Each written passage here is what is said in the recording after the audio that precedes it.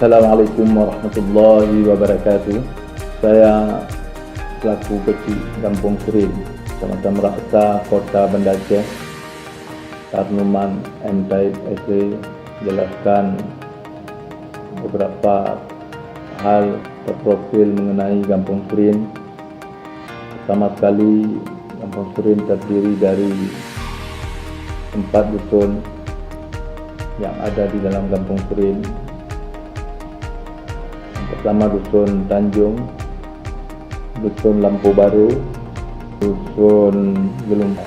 Ada beberapa hal yang kami sampaikan setelah saya menjabat kecil. Saya memang prioritas pertama sekali masalah sampah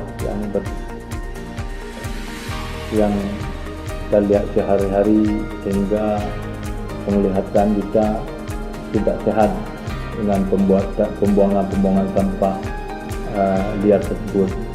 Dengan inisiatif saya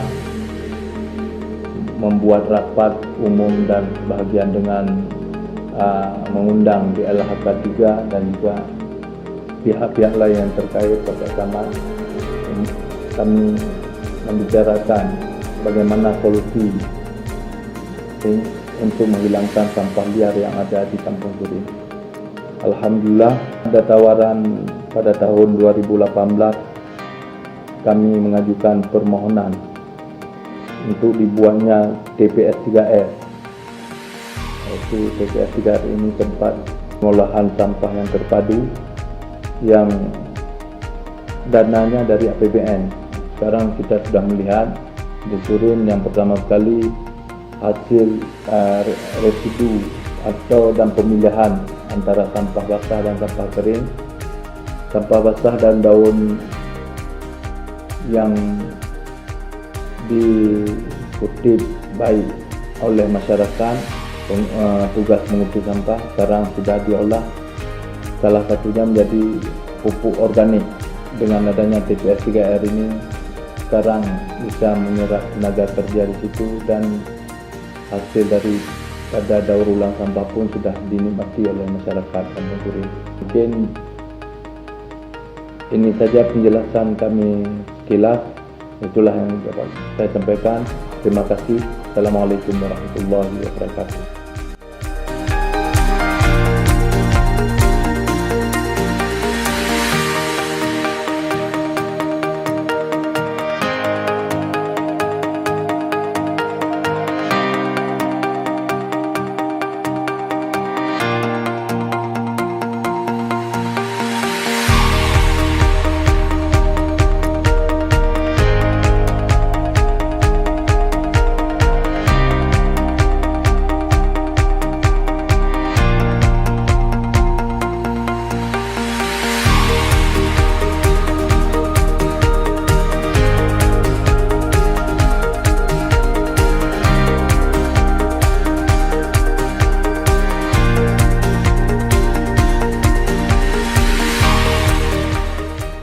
Assalamualaikum warahmatullahi wabarakatuh.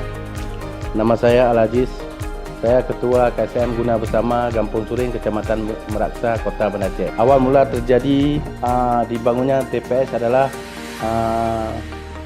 masyarakat meminta ada tempat pembuangan sampah kepada pemerintah Kampung Surin. Akhirnya terbangunlah TPS 2017 agar supaya masyarakat tidak membuang sampah sembarangan. Dulu kami sebelum ada TPS, masyarakat Desa Surin membuang sampah sembarangan. Ada yang di Krunei, ada yang buang di sawah-sawah. Pokoknya berceceran sampah. Alhamdulillah, dengan ada TPS, sampah masyarakat sekarang sudah dilakukan pengutipan oleh 2 orang pekerja. Sampah dari rumah dibawa ke TPS dengan 2 becak. Dulunya 1 becak, sekarang alhamdulillah sudah bertambah becak dari Pegadaian.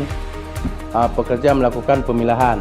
Setelah melakukan pemilahan, ada sampah organik, ada sampah yang non organik yang dibuang seperti residu, ada sampah yang laku jual, contoh botol-botol aqua, kardus dan lain-lain. Cara pengolahan pupuk kompos, kami mencari sayur-sayuran rumah tangga ataupun pohon-pohon yang dipotong oleh warga yang bisa dipakai untuk pupuk, itu kami masukkan ke dalam mesin.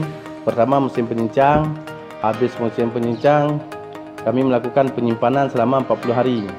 Karena sampah pupuk organik yang kami buat adalah alami, tidak ada campuran kimia. Setelah 40 hari baru kami melakukan pengayakan.